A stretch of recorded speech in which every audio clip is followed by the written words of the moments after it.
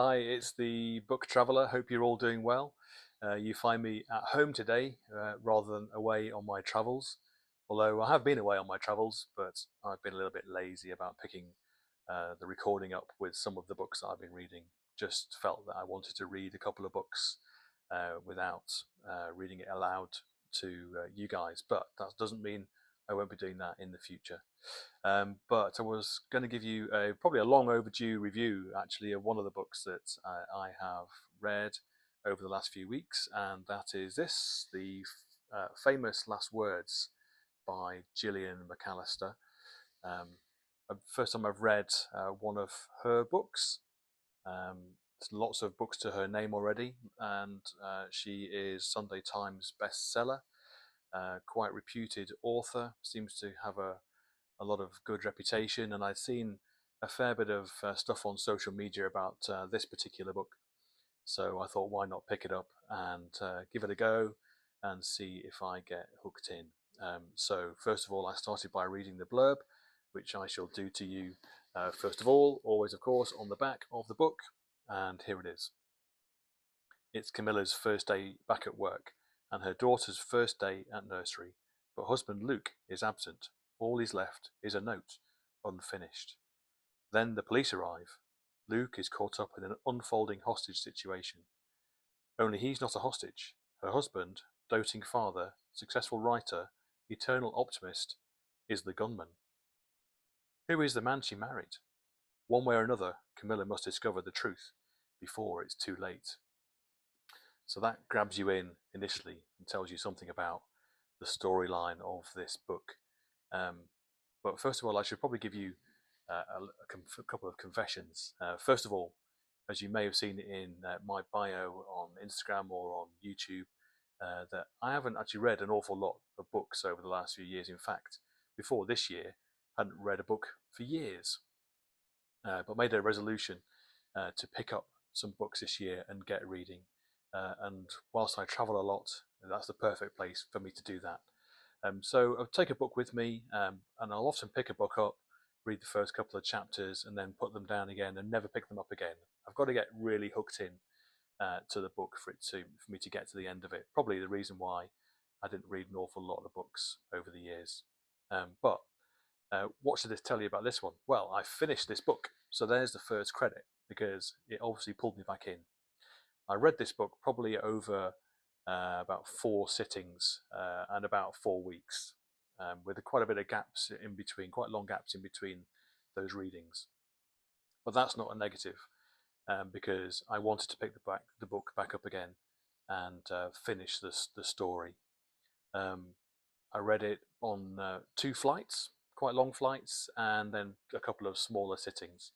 And the first half, the first sitting was quite a long flight, which got me through about half of the book itself, and that was through all of the kind of crazy hostage situation which developed in the story, which turned Camilla's already chaotic day upside down when the police came and told her that her husband was at the center of a hostage taking situation and that he was the culprit. He was the hostage taker. What a crazy situation to be in. It kept me turning the pages as the events developed throughout her day, and how has Camilla's husband suddenly become the center of attention and been put into this crazy hostage situation. It was really unusual, and the twists and turns that the author takes you through, the questions that get raised in Camilla's mind about what she's missed in her husband's life to lead into this situation. What was the note all about that she found in her house in the morning? It was unfinished. Did it mean something else? Was there something left out? Was it really meant to be something else? Suddenly, did she really know who her husband was? Quite strange situation for her to be in. So that's what got me to about the middle of the book, and lots of questions still in my mind as to what was going to happen next, which made me pick the book up again on my flight home from wherever I'd been, and started turning the pages again, which led me through all sorts of twists and turns to the plot, as into what was happening next. Her husband was now on the run and still being pursued by the police for years after the actual event. But Camilla's life had to continue. She had a daughter to bring up, and who was now 7 or 8 years old. Camilla's sister. The relationship Camilla had with her was changing, and as events unfold, you can read into a family situation which has often caused strain between the two sisters. But there are sideline stories as well about other people involved with the crazy hostage situation. The negotiator that was brought in to help on the day, who felt that he hadn't done a good job and that his role in the whole situation needed to be resolved. So he continued the fight to find out the truth and try and put the pieces together to find out where her husband had gone and what was next.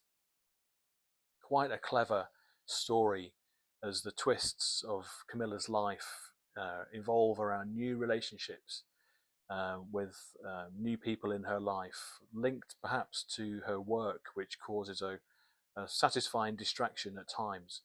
But is it really a distraction? Is it really what she thinks? Or is there some other goal in play here as well?